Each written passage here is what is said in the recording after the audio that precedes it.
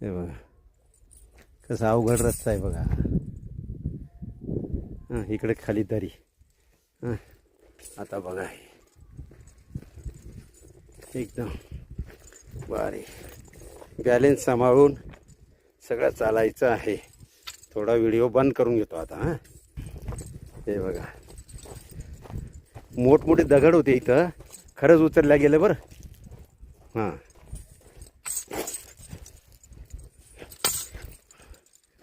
हे बघा बाजूला खोल दरी.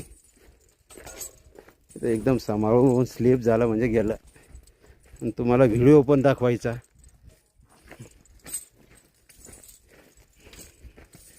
सगळी तारीवरची कसरत.